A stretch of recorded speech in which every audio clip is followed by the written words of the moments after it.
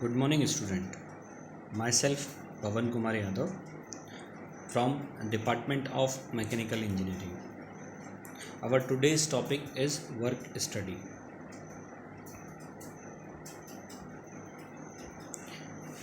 Now we are discussing about work study. Student, यहाँ पर हम जब बात कर रहे हैं वर्क स्टडी, तो जो हमारा सब्जेक्ट है 5th सेमेस्टर का, यहाँ इंट्रोडक्शन लिखा है मैंने। तो इंट्रोडक्शन में मैं 5th सेमेस्टर के उस सब्जेक्ट के बारे में थोड़ा सा आपको ब्रीफ करना चाह रहा हूँ। सब्जेक्ट का नाम है इंडस्ट्रियल इंजीनियरिंग एंड एर्गोनॉमिक्स। जैसा कि सब्जेक्ट में आपको इंडस्ट्रियल इंजीनियरिंग लिखा हुआ दिखाई दे रहा है, इस सब्जेक्ट में हम मैक्सिमम शॉप फ्लोर पर होने वाली सभी एक्टिविटीज़ के बारे में बात करेंगे। इस सब्जेक्ट में उन सभी की स्टडी करेंगे, उसमें ऑप्टिमाइजेशन किस तरह से किया जाता है ये हम पढ़ेंगे। और साथ ही साथ इस सब्जेक्ट में हम एर्गोनॉमिक्स वाला पार्ट भी पढ़ेंगे कि ह्यूमन एक्टिविटीज़ का जो इन्वॉल्वमेंट है मशीनिंग प्रोसेस के साथ वो किस तरह से है और किस तरह से हम ऑप्टिमम परफॉर्मेंस क्रिएट कर सकते हैं। एग्जाम्पल हम लेकर ये बताते हैं कि स्टूडेंट्स, अगर हम बात चाहते हैं कि भाई कोई भी वर्कर जो हमारी कंपनी में काम करता है वो काम को बोझ लेकर या फिर बहुत ज़्यादा स्ट्रेस में उस काम को ना करे, तो हमको क्या करना पड़ेगा? हमें पहले काम को उसको समझाना पड़ेगा, काम का तरीका उसे समझाना पड़ेगा, उसे ट्रेंड करना पड़ेगा, ताकि मिनिमम एफर्ट में वो आउटपुट जनरेट कर सके। तो हमें इसके लिए उसको ट्रेनिंग भी प्रोवाइड करनी पड़ेगी। तो जो ह्यूमन इन्वॉल्वमेंट है उसका ऑप्टिमाइजेशन किस तरह से किया जाता है ये हमें समझना पड़ेगा। साथ ही साथ इंडस्ट्रियल इंजीनियरिंग की बात करी। इंडस्ट्रियल इंजीनियरिंग में वो सारी एक्टिविटीज़ जो मशीन से रिलेटेड हैं, ऑपरेशन से रिलेटेड हैं, ह्यूमन एक्टिविटीज़ से रिलेटेड है, ताकि ट्रांसपोर्टेशन से रिलेटेड है, ताकि हम ये क्लियर कर सकें कि हम अगर शॉप फ्लोर पर कोई भी वर्क कर रहे हैं तो उसको मिनिमम इनपुट में मैक्सिमम आउटपुट कैसे जनरेट कर पाएँ, यानी सभी रिसोर्सेज का ऑप्टिमम यूटिलाइजेशन हम किस तरह से कर सकते हैं, वो हम इस सब्जेक्ट में पढ़ेंगे। इस सब्जेक्ट का सब्जेक्ट कोड है 504A। स्टूडेंट, इसमें जो अलग अलग यूनिट्स बनी हुई हैं उसमें हम जो पहली यूनिट पढ़ रहे हैं वो है मेथड स्टडी। मेथड स्टडी जो है वो वर्क स्टडी का ही एक पार्ट है। पहले हम ये समझेंगे कि वर्क स्टडी क्या है। आगे चलते हैं हम। वर्क स्टडी, यहाँ डेफिनेशंस लिखी हुई हैं वर्क स्टडी की, और साथ में ये लिखा हुआ है कि किस पर्पस के लिए हम वर्क स्टडीज़ को करते हैं। और दो अलग अलग मैंने एग्जांपल दिए हैं और कोट किया है जिससे ये समझा पाएँ हम आपको कि वर्क स्टडी एग्जैक्टली होता क्या है। तो यहाँ पर हम डेफिनेशन की बात कर रहे हैं। Work study is the tool और technique of management involving the analytical study of a job और operation. Work study help to increase productivity. यानी हम जब बात कर रहे हैं वर्क स्टडी की तो हमने क्या किया, जैसे हम एग्जांपल ले लेते हैं लेथ मशीन का, है ना। लेथ मशीन पे अगर हमें किसी जॉब की टर्निंग करनी है स्टूडेंट्स, तो हमारा टास्क क्या है कि किसी सिलेंड्रिकल जॉब में हमें टर्निंग प्रोवाइड करनी है। ये हमारा एग्जैक्टली जो है ऑब्जेक्टिव है। अब इसको करने के लिए हमें क्या करना पड़ेगा? तो जो जॉब है उसकी अच्छी तरह से स्टडी करनी पड़ेगी कि उसका डायामीटर कितना है, उसमें कितनी डेप्थ ऑफ कट हम देंगे, किस डायामीटर तक हमें उसे रिड्यूस करना है, टर्निंग अगर हमें करनी है किस आरपीएम पर हमें उसकी टर्निंग करनी है, यानी ईच एंड एवरीथिंग। तो हमें इससे ये पता चल जाएगा कि इस जॉब को load unload, operation activities, fitting और जो परफॉर्मेंस जो हो रही है इसमें ओवरऑल कितनी नंबर ऑफ़ एक्टिविटीज़ इन्वॉल्व हैं, और साथ ही साथ हमें ये पता चल जाएगा कि ओवरऑल टाइम ये कितना कंज्यूम करेगा। इससे होगा ये कि हमको ये पता चल जाएगा कि इस जॉब में कितना हमने इनपुट लगाया, टाइम का कितना इन्वॉल्वमेंट मशीन का हुआ, जिससे कि ये क्लियर हो जाएगा कि इस जॉब को कंप्लीट करने में इतना समय लगेगा। अब अगर ये क्लियर है कि हमें इस जॉब को करने में इतना समय लगेगा, तो अगर हम ये चाहते हैं इससे पहले हो जाए जॉब, तो ये पॉसिबल नहीं है। अगर पहले जॉब करने की कोशिश करेंगे तो स्ट्रेस क्रिएट होगा किस पे? वो सारा का सारा स्ट्रेस क्रिएट होगा वर्कर्स पर। तो वर्कर्स पर जो है ये क्रिएट ना हो स्ट्रेस, इसके लिए हम वर्क की स्टडी करते हैं, ठीक है, जिससे कि प्रोडक्टिविटी को हम इम्प्रूव कर रहे हैं। तो प्रोडक्टिविटी इम्प्रूव का मतलब आउटपुट को बढ़ाना मिनिमम इनपुट के अंदर। अब हमने यहाँ पर लिखा है purpose developing the preferred system and method, standardising this system and method, determining standard time for the task, assisting in training the worker in the preferred method. यानी हमने जब स्टडी कर ली, स्टडी करने के बाद हमें ये पता चल गया कि हम अगर इस जॉब को इस मेथड से हम करेंगे तो ये आसानी से हो जाएगी और कम कीमत यानी लोएस्ट कॉस्ट में हो जाएगी। हम पहले वो डेवलप करेंगे टेक्निक, और टेक्निक डेवलप करने के बाद फिर हम उसे अडॉप्ट करेंगे, एक स्टैंडर्ड बना देंगे कि उसी टेक्निक से वो स्पेसिफिक टास्क को हम कर सकें। उसके साथ साथ हम स्टैंडर्ड टाइम भी बना लेंगे कि उस पूरे प्रोसीजर को करने में या उस टास्क को करने में कितना समय लगा हुआ है। क्लियर है स्टूडेंट्स? इसके बाद हमने दो अलग अलग एग्जाम्पल दिए हैं, एक मैन्युफैक्चरिंग से रिलेटेड दिया है और दूसरा एग्जाम्पल जो है एग्ज़ाम से रिलेटेड दिया है। जैसा कि आप लोग जानते ही हैं कि आप प्री फाइनल ईयर में हैं, उसके बाद फाइनल ईयर के बाद आप सभी के सभी जो है कुछ गवर्नमेंट जॉब्स में, PSUs में और दूसरे एग्ज़ाम्स की प्रिपरेशंस के लिए जाएंगे। तो अगर हम बात करते हैं एक पर्टिकुलर टास्क की, हमें अगर रेलवे का या गेट का पेपर निकालना है तो वो हो गया हमारा अल्टीमेट गोल, यानी आउटपुट जो हमें चाहिए।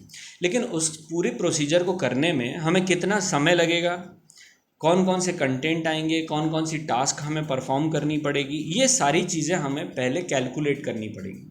तो हम पहले पूरी स्टडी करेंगे कि पेपर में किसका कितना वेटेज है, कितने क्वेश्चन किस सब्जेक्ट्स में से आते हैं, कितना टाइम कंज्यूम होता है उन क्वेश्चंस को अटैम्प्ट करने में, क्योंकि हमारे पास 3 घंटे का ही समय मिलेगा पेपर अटैम्प्ट करने में।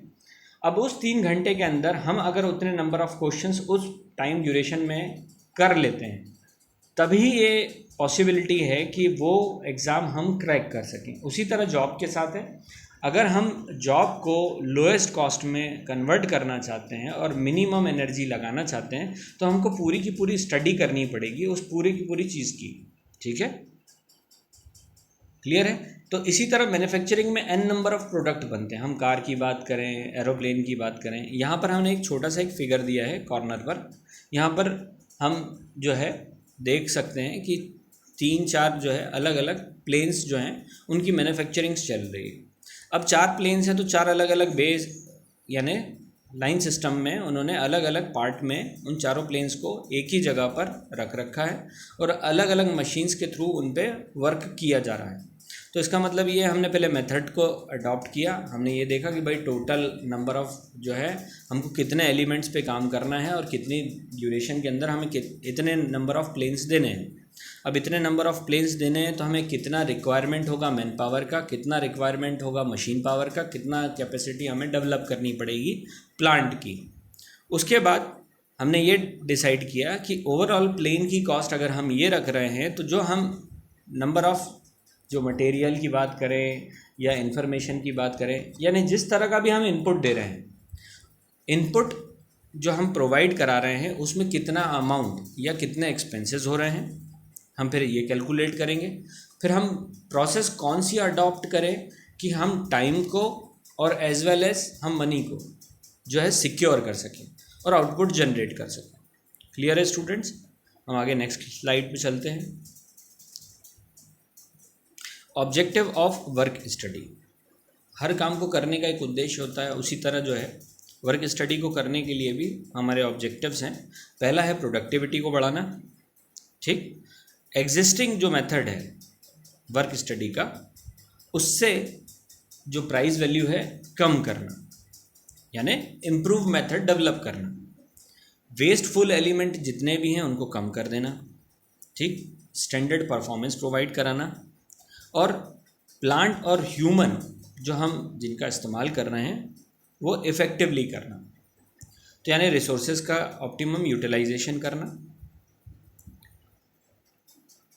सेव करना टाइम को, मटेरियल के लॉसेस को कम करना और बेटर प्रोडक्ट क्वालिटी प्रोवाइड करना, फास्टेस्ट मेथड क्रिएट करना जॉब को करने के लिए, इम्प्रूव करना वर्किंग प्रोसेस को, फटीग जो है ऑपरेटर का या वर्कर का कम करना और इफ़ेक्टिव लेबर कंट्रोल करना।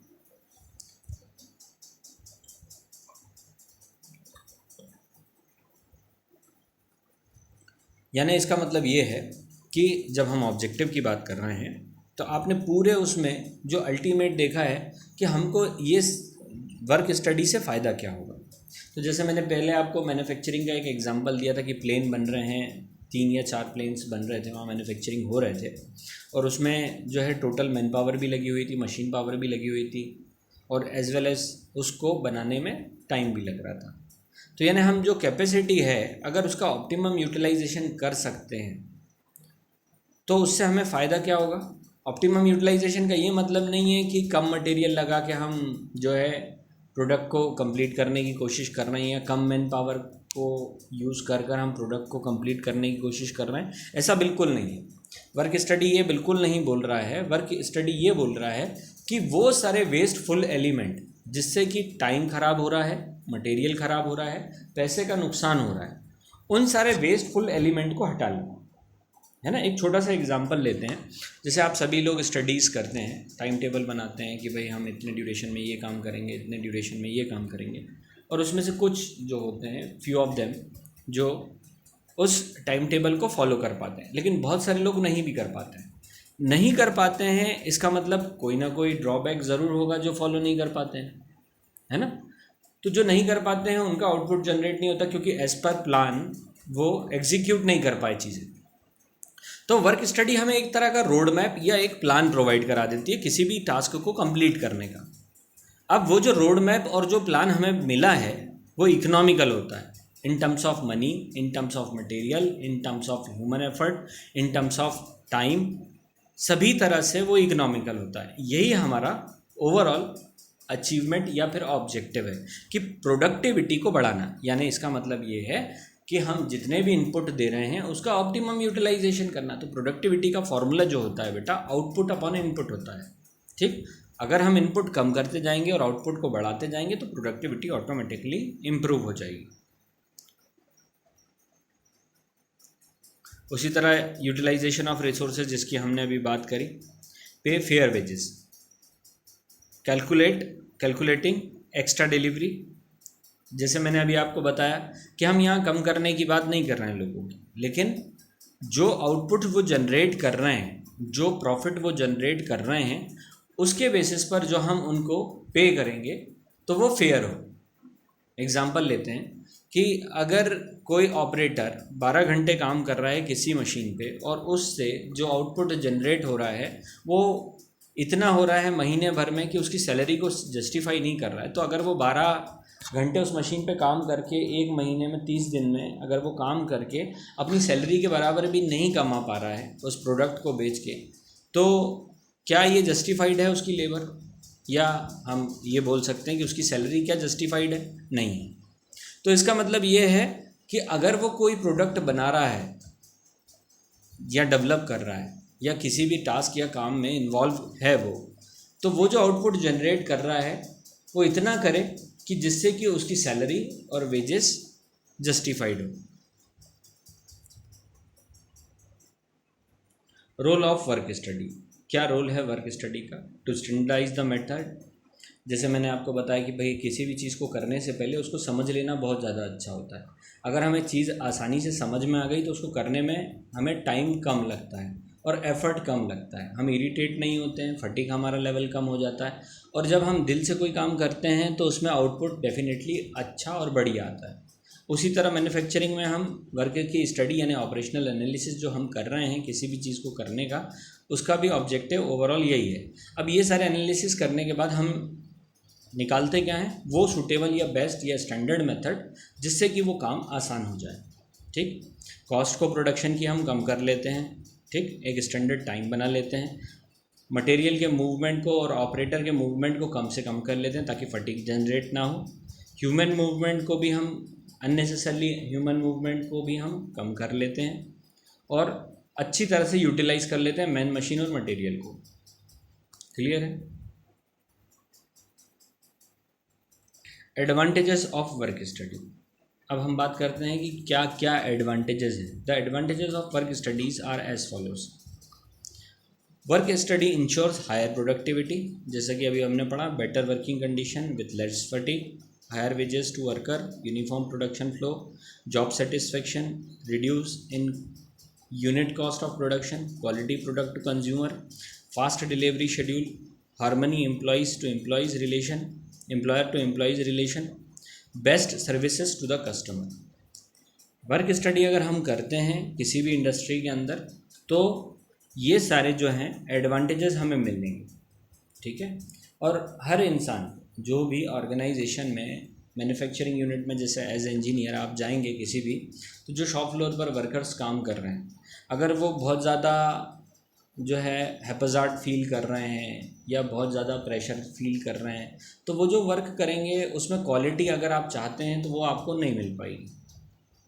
तो काम यानी अगर हम प्रोडक्टिविटी की जो बात कर रहे हैं, अगर सिंपल मेथड होगा या सिंपल प्रोसेस हम अडॉप्ट करेंगे जो वो आसानी से कर सकें, है ना, क्योंकि वो लेमैन स्टाइल में सीखेंगे हर चीज़।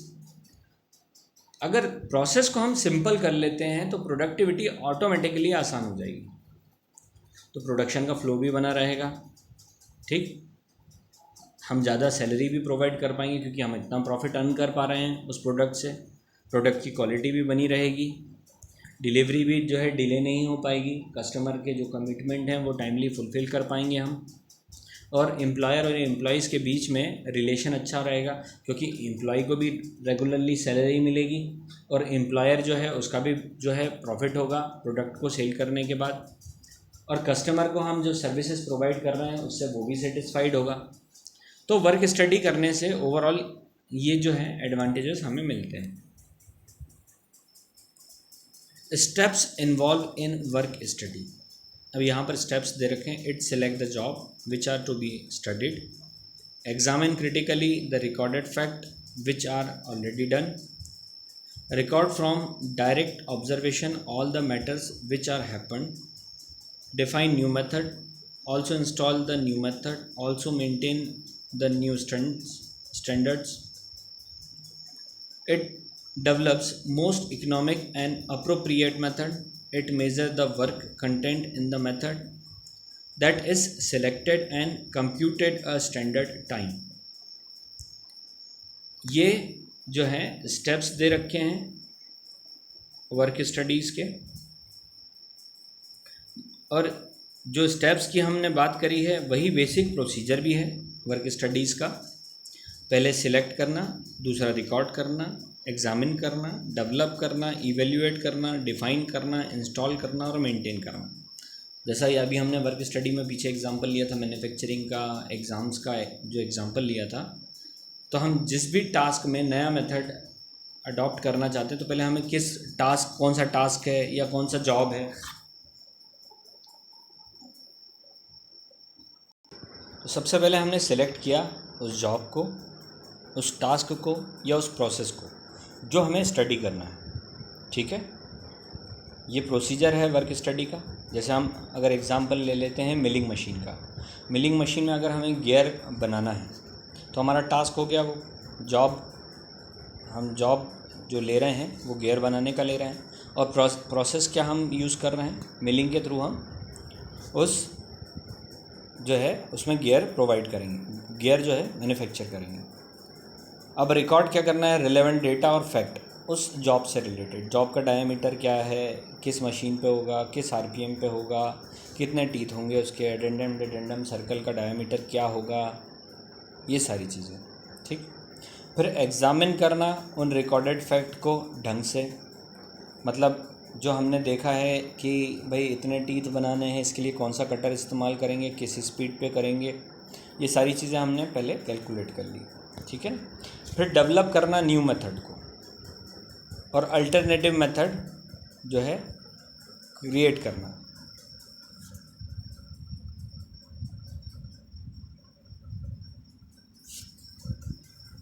तो हमने सबसे पहले क्या किया, मेथड डेवलप करने के लिए हमने ये देखा कि भाई अगर हम इस तरह से गियर मैन्युफैक्चर कर रहे हैं तो क्या वो आसान है या ऑटोमेटिक या मैनुअल, जो भी तरीका है, ठीक, कि किस तरह से मिनिमम टाइम में, मिनिमम एफर्ट में, विदाउट एनी मिस्टेक और विदाउट एनी मटेरियल लॉस हम जो है मैन्युफैक्चर कर लेंगे उस प्रोडक्ट को। फिर इवेल्युएट करना रिज़ल्ट को, हमने 3 या 4 तरीके अलग अलग बनाएं जिसके थ्रू हम जो है गियर की मैन्युफैक्चरिंग कर रहे हैं। अब उन 3-4 तरीक़ों में एक्यूरेसी किसकी है जॉब में, टाइम किस में कम लगा है ना, तो उसमें से जो बेस्ट मेथड है उसको अडॉप्ट कर लेना। Define the new method and present it to the concerned people. अब हमें पता चल गया कि हमने उनमें से एक जो बेस्ट मेथड है वो निकाल लिया। फिर जो वर्कर है उसको हमें उसके बारे में बताना है कि किस तरह से करना है, उसको समझाना उस मेथड के बारे में। इंस्टॉल, अब जो है प्रोडक्शन सिस्टम में उस मेथड को इंस्टॉल कर देना और उससे रिलेटेड जो मैन्युफैक्चरिंग में हैं लोग जुड़े हुए उनको उसकी ट्रेनिंग प्रोवाइड करना। Maintain the new standard practice and establish control procedure. हमने जब कोई नई चीज़ ली है और अडॉप्ट की है और वो हमने शॉप फ्लोर पर लगाई है, तो जब हम वर्करों के बीच में वो लगाएंगे तो क्या वो एज इट इज़ उस चीज़ को अडॉप्ट कर पा रहे हैं, एक्सेप्टेबिलिटी है या नहीं है वर्कर्स में, किस तरह की प्रॉब्लम्स आ रही है ना, उस स्टैंडर्ड को या स्टैंडर्ड प्रैक्टिस को मेंटेन कर रखना और कंट्रोल रखना प्रोसीजर पर कि जो बताया गया है उसी प्रोसीजर को फॉलो किया जाए, उसी तरह से मैन्युफैक्चरिंग की जाए। ठीक, तो हम पहले जॉब को सिलेक्ट किया, दूसरा हमने रिकॉर्ड किए उससे रिलेटेड सारे डेटा को, फिर उस डेटा को हमने तीसरे नंबर पर एग्ज़ामिन किया। एग्ज़ामिन करने के बाद हमने नंबर ऑफ़ मेथड्स जो है डेवलप करे, अलग अलग मेथड्स जो निकले हमारे पास उनमें से इवेल्युएट करा हर मेथड को कि भाई कौन सा अच्छा है और किस में जो है प्रोडक्टिविटी को इम्प्रूव किया जा सकता है और सही है वो। फिर हमने डिफ़ाइन कर लिया उसको एज ए स्टैंडर्ड प्रोसीजर, फिर इंस्टॉल्ड कर दिया, लोगों को उसके बारे में ट्रेंड करा, बताया उसके बारे में, फिर मेंटेन करा, फिर उस स्टैंडर्ड प्रोसीजर फॉलो हो रहा है या नहीं हो रहा है ये देखा। क्लियर है स्टूडेंट्स? अब हम नेक्स्ट स्लाइड पर जा रहे हैं। ये पूरा प्रोसीजर्स 1 बाय 1 लिखा हुआ है। 8 अलग अलग जो है स्टेजेस हैं, SREDM DIM। क्लियर है स्टूडेंट्स? स्टूडेंट्स यहाँ पर जो बेसिक प्रोसीजर है उसमें 8 अलग अलग स्टेजेस जो अभी हमने पीछे पढ़ी है, गियर का एग्जांपल हमने छोटा सा लिया। इसी तरह हम कोई सा भी एक एग्जांपल लेकर हम ये समझ सकते हैं कि हम किस तरह से वर्क की स्टडी करते हैं। ठीक है, प्रोडक्शन सिस्टम। स्टूडेंट्स, हम जब प्रोडक्शन सिस्टम की बात करते हैं तो ये आप सभी लोगों को मालूम है, आपने जो है पहले भी पढ़ा है as a mechanical stream. Production system आप सभी लोग वेल नोन है इसके बारे में कि जब भी हम कोई भी कंप्लीट या फिनिश्ड गुड बनाते हैं उसमें सबसे पहले रॉ मटेरियल लगता है, उसको हम एज ए इनपुट बोलते हैं, फिर उसको कन्वर्ट करते हैं उस प्रोसेस में। ठीक, यानी उसमें इनपुट के अंदर जो है वैल्यू एडिशन करते हैं हम और आउटपुट जनरेट करते हैं एज ए फिनिश्ड प्रोडक्ट। तो जब हम बात करते हैं इनपुट की तो वो टेंजिबल और इनटेंजिबल दोनों तरह के होते हैं। टेंजिबल की बात करें तो रॉ मटेरियल की बात करें, मेथडोलॉजी की बात करें, है ना, और इनटेंजिबल की बात करें तो आइडिया, इन्फॉर्मेशन जो एनालिसिस करा है हमने उसकी बात करें, ये एज ए इनपुट हम प्रोवाइड कराते हैं और उसके बाद ट्रांसफॉर्मेशन या कन्वर्जन प्रोसेस होती है। उसके बाद फाइनली इस कन्वर्जन को हम मैकेनिकली या केमिकली या किसी दूसरी अदर प्रोसेस के थ्रू हम उसमें वैल्यू एडिशन करते हैं उस रॉ मटेरियल के अंदर और फिर आउटपुट एज ए प्रोडक्ट हमारे पास फिनिश प्रोडक्ट मिल जाता है। तो हम इसको अगर प्रोडक्शन को समझने की कोशिश करें कि रॉ मटेरियल से फिनिश गुड तक जब हम स्टेप बाय स्टेप कन्वर्जन करते हैं किसी भी मटेरियल का तो उसको हम कहते हैं प्रोडक्शन। क्लियर है स्टूडेंट? आगे चलते हैं अपन। अब प्रोडक्शन के टाइप्स दे रखे हैं कुछ यहाँ पे और प्रोडक्शन सिस्टम के बारे में बताया गया है। तो types of production system. Student यहाँ पर हम पढ़ेंगे type of production system. Production क्या है ये आपको क्लियर है कि स्टेप बाय स्टेप कन्वर्जन करते हैं जब हम रॉ मटेरियल का फिनिश गुड में, उसको हम प्रोडक्शन बोलते हैं। ठीक है, अब हम टाइप्स पढ़ते हैं। तो पहला है जॉब शॉप प्रोडक्शन सिस्टम, दूसरा है बैच प्रोडक्शन सिस्टम, तीसरा है मास प्रोडक्शन सिस्टम और कंटिन्यूस प्रोडक्शन सिस्टम चौथा है। जॉब शॉप प्रोडक्शन सिस्टम की जब हम बात करते हैं, a production process in which few products are created according to the demand of the customer in the stipulated time and cost. In job shop production, product volume is low and variety is high. इसका मतलब ये है कि आप देख रहे हैं यहाँ पर एक छोटा सा एक डायग्राम भी बना रखा है जिसमें एक वेल्डर जो है वेल्डिंग कर रहा है, शेड की फैब्रिकेशन का काम कर रहा है वो। तो यहाँ पर अगर हम एक छोटा सा एग्जांपल ले लेते हैं फैब्रिकेशन का, तो वेल्डिंग का अगर कोई बंदा काम कर रहा है तो अब यहाँ पर कस्टमाइजेशन हाई हो जाएगा। कस्टमाइजेशन हाई हो जाएगा इसका मतलब ये है, या बढ़ जाएगा इसका मतलब ये है कि हर कस्टमर की अलग अलग डिमांड होगी और जिस तरह से कस्टमर की डिमांड होगी उसी तरह से उसे प्रोडक्ट दिया जाएगा। तो प्रोडक्ट की वॉल्यूम बहुत ज़्यादा नहीं होगी, लेकिन कस्टमर की जो है अलग अलग रिक्वायरमेंट यहाँ पर अवेलेबल होगी। तो वैरायटी रहेगी किसमें? कस्टमर के इनपुट्स में या कस्टमर की चॉइसेस में। और क्योंकि चॉइसेस बहुत ज़्यादा वैरायटी की हैं, इसीलिए प्रोडक्ट जो है वो 1 और 2 प्रोडक्ट बना पाएंगे ज़्यादा से ज़्यादा, या कस्टमर की डिमांड के अकॉर्डिंगली उसको सप्लाई करा पाएंगे। ठीक है, तो इसमें हम एग्जांपल ले सकते हैं फैब्रिकेशन का। तो जॉब शॉप प्रोडक्शन सिस्टम उस तरह का प्रोडक्शन सिस्टम होता है कि कस्टमर का पहले ऑर्डर आता है हमारे पास, उसकी रिक्वायरमेंट आती है हमारे पास और उसके अकॉर्डिंगली हम मैन्युफैक्चरिंग करते हैं और उसको प्रोवाइड कराते हैं। ठीक है, तो वो प्रोडक्शन सिस्टम कहलाता है जॉब शॉप प्रोडक्शन सिस्टम। दूसरा है batch production system. Batch production is one wherein product passes through various stages over a series of functional departments and a number of batches are produced. इसमें आप देख रहे हैं food industry का एक छोटा सा एग्जांपल, साइड में एक पिक्चर बनी हुई है। तो अगर हम बात करते हैं बैच की, तो एक लिमिटेड अमाउंट ऑफ क्वांटिटी अगर हम किसी चीज़ की बनाएंगे, एग्जांपल ले लेते हैं बिस्किट का ले सकते हैं, चाउमीन का ले सकते हैं हम एग्जांपल, है ना। जैसे आप चाउमीन की बात करें, आप सभी लोग चाउमीन तो खाते ही होंगे। चाउमीन के जब हम जो है हॉकर्स कॉर्नर आप जा चुके होंगे या फिर कहीं ठेले पे आपने कहीं चाउमीन खाया होगा या किसी शॉप में लिया होगा, तो जो चाइनीज़ शॉप है जो ये चाउमीन वगैरह बनाती है वो 3-4 चीज़ें बनाती है। वो फ्राइड राइस भी बना लेती है, चाउमीन भी बना लेती है, हक्का नूडल भी बना लेती है, मोमोज़ भी बना लेती है। तो उनके पास 4-5 वैरायटी है। अब ये जो 4-5 वैरायटी मतलब इनके पास एक लिमिटेड नंबर ऑफ वैरायटीज़ हैं, लिमिटेड है, यानी बियॉन्ड द लिमिटेशन नहीं है, लिमिटेड है, और उसमें इंग्रेडिएंट एक ही तरह के लग रहे हैं ऑलमोस्ट। तो ऐसा प्रोडक्शन सिस्टम जिसमें इंग्रेडिएंट एक ही तरह का लग रहा है ना, तो उसमें हम वैरायटी प्रोवाइड कर दें। ठीक है, तो यहाँ पर अब जो कस्टमर की चॉइस है वो यहाँ पर कम हो गई क्योंकि उसके पास लिमिटेड हो गई चीज़ें, है ना।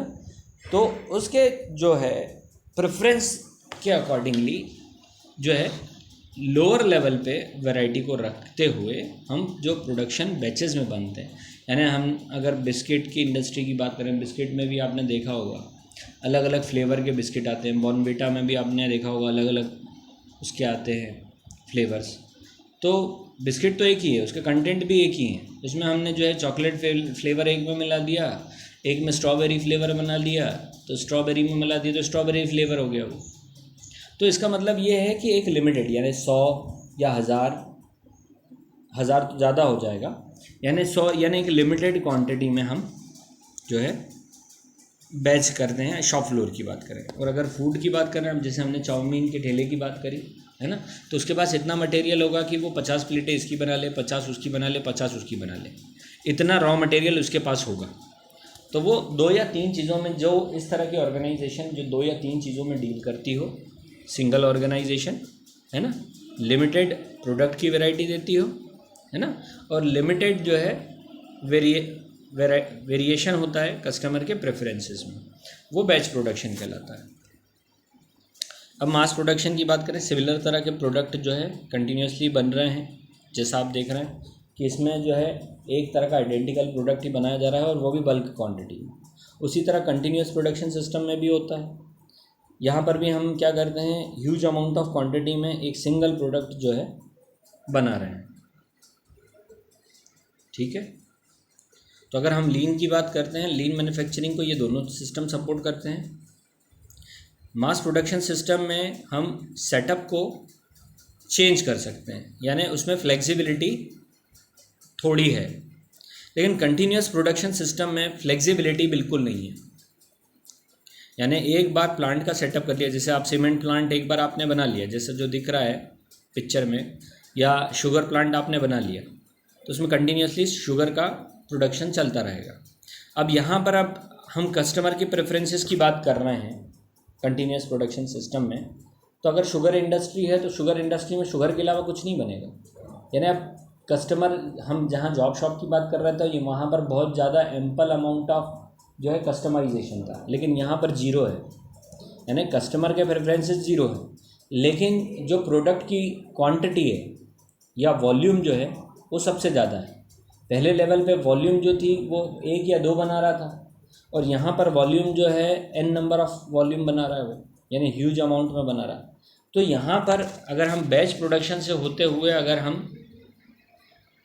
पहले जॉब शॉप, बैच, मास और कंटिन्यूस, जैसे जैसे हम ऊपर से नीचे आते जा रहे हैं, तो आप ये देख रहे हैं, नोटिस कर रहे हैं कि कस्टमर की जो चॉइसेस हैं या प्रेफरेंसेस है या कस्टमाइजेशन जो है, धीरे धीरे शुरुआत में सबसे हाई था और कंटिन्यूस प्रोडक्शन में ख़त्म ही हो गया। उसी तरह वॉल्यूम की बात करें तो जहाँ कस्टमाइजेशन बहुत ज़्यादा इन्वॉल्व है, वहाँ पर वॉल्यूम्स जो है वो लिमिटेड है, और यहाँ पर जो है वॉल्यूम सबसे हाई है। क्लियर है स्टूडेंट्स? आगे चलते हैं हम अब। Productivity,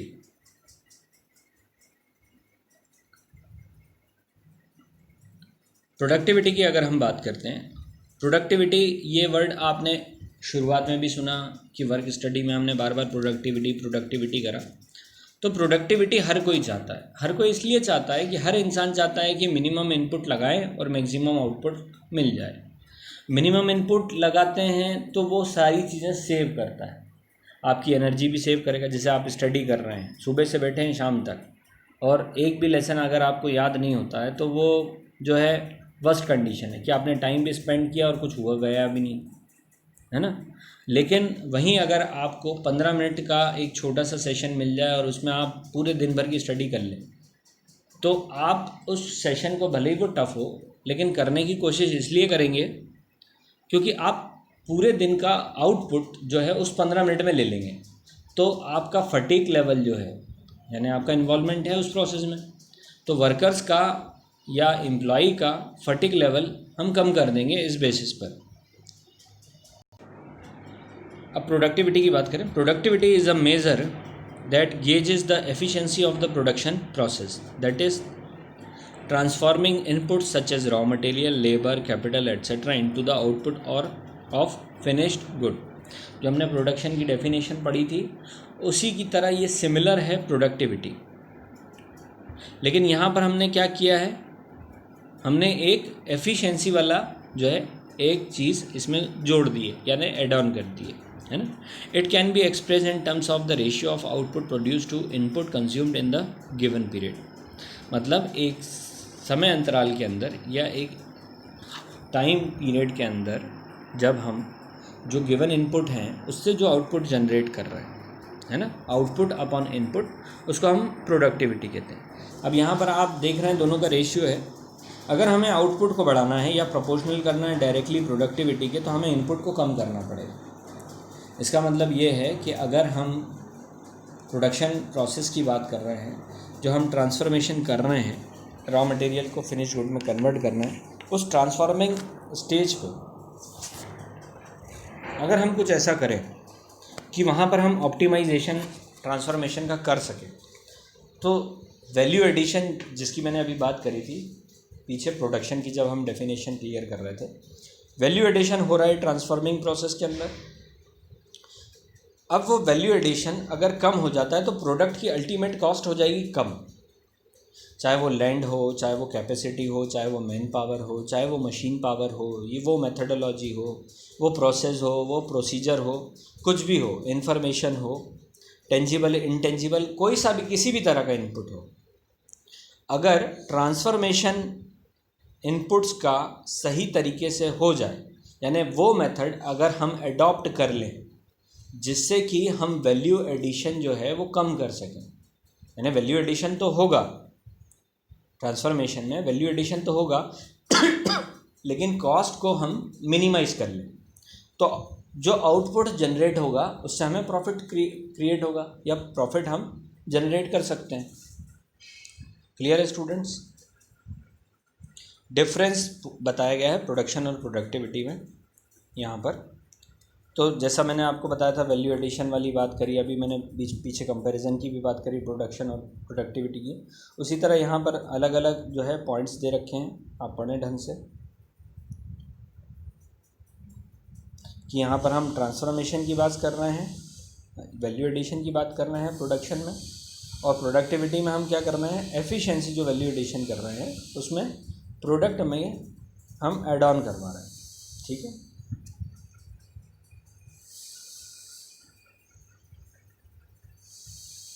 production is always expressed in absolute term, that is the volume of output produced। जब भी हम प्रोडक्शन की बात करते हैं तो हम यही बोलते हैं इतना जनरेट किया। On the other hand productivity is denoted in relative terms, meaning that it determine the quantitative relationship between output generated and a resource consumed। Production में जैसे माइंड सेट है आप लोगों का शुरू से अभी तक कि भाई हमने ये काम किया, इसका ये आउटपुट जनरेट होगा, तो यहाँ पर जो है इंडस्ट्रियल इंजीनियरिंग ये बोलती है कि आउटपुट तो आपने जनरेट किया, वो तो हो गया, आपने इनपुट लगाए तो आउटपुट जनरेट हुआ है, इनपुट नहीं लगाओगे तो आउटपुट जनरेट नहीं होगा, ये तो हम सभी को क्लियर है। लेकिन वो ये बोल रहा है कि जो है क्वांटिटेटिव रिलेशनशिप डेवलप करके हमने उसको कंट्रोल भी किया है इनपुट को, यानी ऑप्टिमम यूटिलाइज भी करा है, ये बात बता रही है प्रोडक्टिविटी। तो प्रोडक्शन और प्रोडक्टिविटी मेरे ख्याल से आप सभी लोगों को क्लियर होगी। ठीक, ये फैक्टर हैं जिससे प्रोडक्टिविटी इम्प्रूव होती है। Positive attitude and involvement of management, अगर हम किसी भी ऑर्गेनाइजेशन की बात करें, जैसे हम टाटा की बात कर लें या किसी दूसरी ऑर्गेनाइजेशन की, तो वहाँ पर उनका जो है स्लोगन ही है कि एम्प्लॉय सेटिस्फेक्शन होना चाहिए। तो टाटा में जितने भी लोग काम कर रहे हैं वो पॉजिटिव एटीट्यूड से काम करते हैं, और जैसा आप लोग जानते हैं कि वो डायरेक्टली इन्वॉल्व भी होते हैं अपने एम्प्लॉयज़ के साथ किसी भी रिसर्च वर्क में। एग्जांपल हम महिंद्रा का भी ले सकते हैं। महिंद्रा में जो है आनंद महिंद्रा जी जो है वो अपने एम्प्लॉय से डायरेक्ट इंटरेक्ट करते हैं, रिसर्च वर्क से रिलेटेड जो भी चीज़ें होती हैं उसमें वो डायरेक्ट डील करने की कोशिश करते हैं। बच्चों को भी जो है वो मोटिवेट करते हैं, उनमें भी एटीट्यूड डेवलप करते हैं कि वो नई टेक्नोलॉजी के साथ जाएं, और उनके एम्प्लॉयज़ जो हैं वो प्रोएक्टिव रहते हैं। इसी कारण अच्छी वर्किंग कंडीशन प्रोवाइड करते हैं, जैसे कि हम जो है वेजेस की बात कर लें, इंसेंटिव्स की बात कर लें। जो ऑर्गेनाइजेशन ये सारी चीज़ें प्रोवाइड कराएगी उसकी ऑटोमेटिकली प्रोडक्टिविटी ज़्यादा होगी। अच्छी वर्किंग कंडीशन प्रोवाइड कराते हैं, हॉस्पिटल्स अगर प्रोवाइड करा रहे हैं या मेडिकल फैसिलिटीज़ प्रोवाइड करा रहे हैं, ठीक है, तो ये जो है एडिशनल बेनिफिट्स जो है एम्प्लॉयज़ को मिल रहे हैं, तो एम्प्लॉयज़ का सेटिस्फेक्शन डेवलप हो रहा है, उसकी वजह से उसका एटीट्यूड पॉजिटिव हो रहा है। ठीक है, अब पॉजिटिव एटीट्यूड के साथ करेगा तो वो प्रोएक्टिव रहेगा, और अच्छी वर्किंग कंडीशन मिल रही है उसको काम करने की कि हाँ भाई इसके जो है एफिशिएंसी 8 घंटे या 10 घंटे काम करने की है, तो वो बहुत अच्छी तरह से 8 घंटे में 6 घंटे बहुत अच्छी तरह से परफॉर्मेंस क्रिएट कर पाएगा। ठीक है, tool and equipment to raise productivity, अच्छी तरह के टूल, जैसे एग्जांपल ले सकते हैं अपन BHEL हर बार जहाँ जहाँ नए नए कॉन्ट्रैक्ट लेता है उसके साथ साथ वो मशीनरी भी जो है परचेज़ करता है, जिससे कि एफिशिएंसी को बढ़ाया जा सके। Availability of input supplies, availability रखाई जाती है हर ऑर्गेनाइजेशन में, वेट नहीं करना पड़ता ज़्यादा कि टूल्स के लिए या मटेरियल के लिए वेट कर रहे हैं। ये फ्रेमवर्क बताया गया है वर्क स्टडी का। तो वर्क स्टडी को 2 पार्ट में तोड़ा गया है। जो पहला पार्ट है वो मेथड स्टडी का है, और दूसरा पार्ट जो है वो वर्क मेजरमेंट का है। तो बेटा अब जो हम पहली यूनिट पढ़ेंगे वो टाइम यानी हम जो पहली यूनिट पढ़ेंगे वो मेथड स्टडी की पढ़ेंगे और सेकंड यूनिट जो पढ़ेंगे वो वर्क मेजरमेंट की पढ़ेंगे। मेथड स्टडी के अंदर हम मोशन से रिलेटेड यानी ऑर्गेनाइजेशन में जो मूवमेंट मटेरियल का, मशीन का, हर चीज़ का जो भी मूवमेंट है या मोशन हो रहा है उसकी स्टडी के बारे में हम पढ़ेंगे इस पूरी यूनिट के अंदर। और वर्क मेजरमेंट यानी सेकंड यूनिट में जब हम पढ़ेंगे तो वहाँ पर हम टाइम की कैलकुलेशन करेंगे मूवमेंट के साथ साथ, ठीक। और अगर हम मोशन और टाइम इन दोनों एलिमेंट को अगर कंस्ट्रेंट कर लेते हैं, या हम ये बोल सकते हैं कि अगर हम मोशन को और टाइम को अगर कंट्रोल कर लेते हैं तो प्रोडक्टिविटी यानी आउटपुट को हम बढ़ा सकते हैं। मेथड स्टडी की बात करें, systematic recording analysis and critical examination of existing and proposed way of doing work and the development and application of easier and more effective method, है ना। यानी सिस्टमेटिक रिकॉर्ड करना, एनालिसिस करना, उसका एग्जामिन करना, है ना, और एक ऐसा मेथड बनाना या डेवलप करना जो कि इफ़ेक्टिव हो और आसान हो, इसको कहते हैं हम मेथड स्टडी। पहले हम वर्क को एनालिसिस कर रहे थे, अब यहाँ पर हमने वर्क एनालिसिस करने के बाद सारी चीज़ों की जो रिकॉर्डिंग हुई है उसका एनालिसिस करा है, एग्जामिनेशन किया है और एक मेथड डेवलप किया है। In short, it is the systematic procedure to analyze the work to eliminate unnecessarily operation। यानी ये ऐसा मेथड है, या हम ये भी बोल सकते हैं कि काम करने का ऐसा प्रोसीजर या प्रोसेस है जिसमें अननेसेसरली या अनवांटेड मूवमेंट जो है हमने कम कर ली है। Work measurement is concern with the determination of the amount of time required to perform a unit of work. Work measurement is very important for performing productivity of an organization. It enables management to compare alternative method and also to do initial staffing. Work measurement provides basis for proper planning। आप यहाँ छोटा सा एक photo देख रहे हैं जिसमें आप देख रहे हैं कि हर काम को जब किया जा रहा है तो उसका टाइम भी रिकॉर्ड किया जा रहा है। जैसे हम 3 घंटे के पेपर के अंदर अगर कोई कॉम्पिटिटिव एग्ज़ाम में बैठे हैं, 3 घंटे के पेपर में हमारी स्पीड है 10 क्वेश्चन सॉल्व करने की, है ना। और पेपर को अगर हम क्लियर करना चाहते हैं 100 क्वेश्चन करने हैं 100 में से, तो अगर हम मिनिमम की भी बात करें तो अगर 90 क्वेश्चन सही नहीं है तो हम ये मान के चलें कि उस काम को करने का कोई आउटपुट निकला ही नहीं है। तो वर्क मेजरमेंट ये बताता है कि कितना अमाउंट ऑफ टाइम लगेगा उस काम को करने में। क्लियर है स्टूडेंट्स? यानी जैसे हम बोलते हैं RGPV 8 क्वेश्चन आपको देता है, उसमें से 5 क्वेश्चन करने को कहता है 3 घंटे के ड्यूरेशन के अंदर, तो उसको ये मालूम है कि आप 3 घंटे के अंदर 5 क्वेश्चन आसानी से कर सकते हैं। अब उसमें उस 3 घंटे के अंदर जो अच्छी तरीके से और अच्छी तरह से उसको परफॉर्म करता है वो ज़्यादा से ज़्यादा मार्क्स स्कोर करता है। उसी तरह अगर हम प्रोडक्टिविटी की बात करें तो वो भी डायरेक्टली प्रोपोर्शनल होती है वर्क के मेज़रमेंट पे, तो कितना अमाउंट ऑफ वर्क है और कितने टाइम में होगा। तो यहाँ पर हम टाइम की बात कर रहे थे और पीछे यहाँ पर हम मोशन की बात कर रहे थे। तो ये हम दोनों अलग अलग यूनिट हम पढ़ेंगे आगे। Thank you very much for watching my video. Thank you students.